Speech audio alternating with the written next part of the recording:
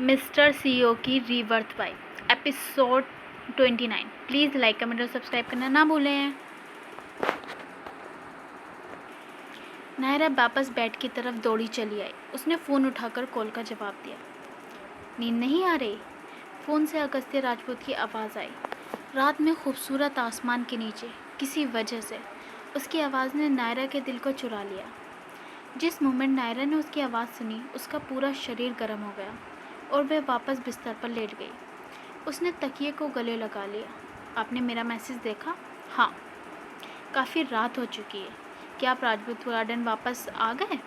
नहीं, विदेशी partner company में अचानक से एक इश्यू आ गया है। उसी की मीटिंग चल रही थी, अभी ख़त्म हुई है। अगस्त्य राजपूत की आवाज़ धीमी थी। तो तुम्हें जल्दी आराम करना चाहिए। अब जब मैं घर पर नहीं हूँ तो तुम कहीं फिर से पूरी रात जागकर काम करने की तो नहीं सोच रहे हो, है ना? नायरा खुद को रोक नहीं पाई। लगता है मुझे हर दिन आपके पास ही रहना पड़ेगा, और जैसे ही रात होगी तुम्हारे कपड़े उतारकर तुम्हें बेड पर लेटा दूंगी ताकि तुम कहीं ना जा सको। काम के बारे में तो बहुत दूर की बात है, मैं तुम्हें स्टडी रूम में एंटर होने तक की इजाज़त नहीं दूंगी। एक पल के लिए फ़ोन पर सन्नाटा छा गया। उसके बाद एक धीमी और गर्म हंसी सुनाई दी। तो तुम मेरे कपड़े उतारने का प्लान बना रही हो? मैं सीरियसली बोल रही हूँ, ताकि तुम जल्दी सो सको। अगस्त्य राजपूत मुस्कुराया। लेकिन मैं सोने से पहले तुम्हारे द्वारा अपने कपड़े उतरवाने के लिए ज़्यादा एक्साइटेड हूँ। नायरा ने फ़ोन से आवाज़ सुनकर अपना मुंह पिलो के अंदर दबा लिया। उसने एक आह भरी। स्पष्ट रूप से ये नायरा थी जिसने उसे छेड़ने की शुरुआत की थी। फिर ऐसा क्यों लग रहा था कि वह उसे छेड़ रहा था? ऐसा लग रहा था जैसे वह कंपनी से बाहर आ गया है। वह उसके मूवमेंट्स को स्पष्ट रूप से सुन सकती थी। शायद वह कंपनी के अंडरग्राउंड पार्किंग में था।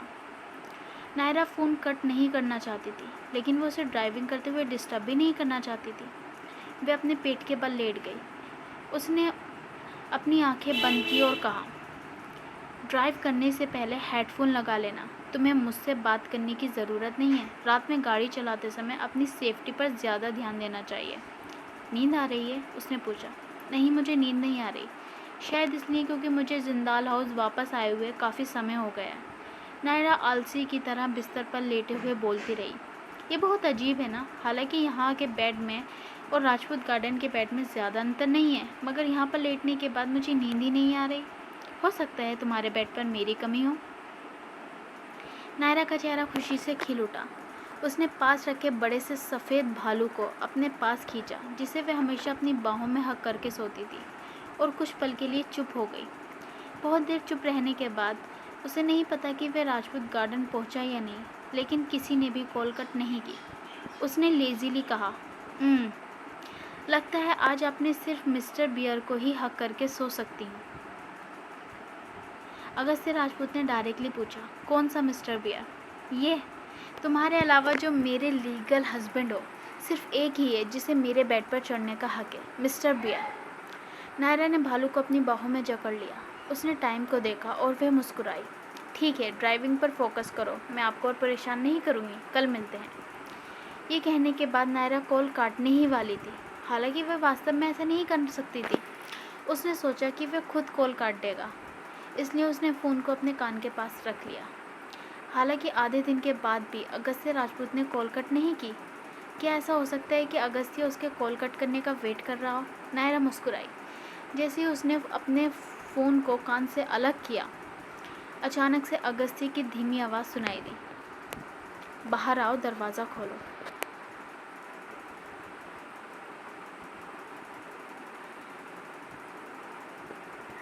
नायरा हक्का बक्का रह गई। वह तुरंत बेड से उठी और विंडो की तरफ दौड़ लगा दी, बाहर देखने के लिए। उसने देखा जिंदाल हाउस के गेट के बाहर लाइटें जली हुई थी। अंधेरे में अगस्त्य की कार को देखकर वे समझ गई। नायरा ने हैरत से पूछा, वे कार? क्या ये तुम हो? तुम आ गए? मिसेस राजपूत, मेरे कपड़े पहले से तैयार हैं। जब भी आपको उतारने का मन करे, आपका स्वागत है। अगस्त्य राजपूत की आवाज़ में हंसी के साथ कुछ और इरादे भी थे, जिसे वे समझ नहीं पाई। इससे पहले नायरा कुछ कहती, कॉल कट चुकी थी। नायरा अभी भी अचंभे में वहाँ खड़ी थी। तो अगस्त्य सच में आ गए? जिंदाल हाउस राजपूत गार्डन के करीब नहीं था। इतनी जल्दी कैसे आ गए? वे वे वास्तव में सीधे यहीं आए थे? घर के सामने जैसे ही नौकरों और के रखवालों ने देखा कि अगस्त्य राजपूत की कार है, वे सभी दरवाज़ा खोलने और उसका स्वागत करने के लिए आगे बढ़े। अभी घर पर कोई भी नहीं सोया था। उसके आने की खबर सुनकर आलोक जिंदाल सीधे नीचे उतर आए। यहाँ तक कि सुनीता गुप्ता और आंचल जिंदाल भी अगस्त्य राजपूत के आने की खबर सुनकर हैरान रह गए। नायरा अकेली थी जो इतने लंबे समय तक अचंभे में थी और अभी तक अपने फ़ोन की स्क्रीन को देख रही थी, जो पहले से ही डार्क हो चुकी थी। जब वह अपने ख्यालों से बाहर आई तो वह तुरंत कमरे से बाहर भागी। अगस्त्य जी, आंचल जिंदाल अभी अभी नहाकर आई थी और उसने पिंक कलर की छोटी सी मैक्सी पहन रखी थी, जिस वजह से उसका पूरा जिस्म दिख रहा था।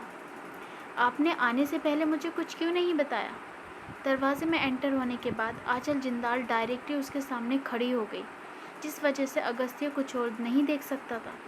अगस्त्य ने कोल्डली उसे देखा, मगर उस पर ज़्यादा ध्यान नहीं दिया। उसने आलोक जिंदाल को देखा जो उसकी तरफ आ रहे थे और विनम्रता से कहा, डैड, तुम इस समय क्यों आए हो? आलोक जिंदाल को बिल्कुल भी उम्मीद नहीं थी कि अगस्त्य राजपूत इस टाइम आएगा।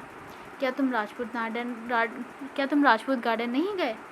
क्या तुम काम से सीधे यहीं आ रहे हो? अगस्त्य राजपूत घर के अंदर एंटर हो गया। उसकी निगाहें शांत थी।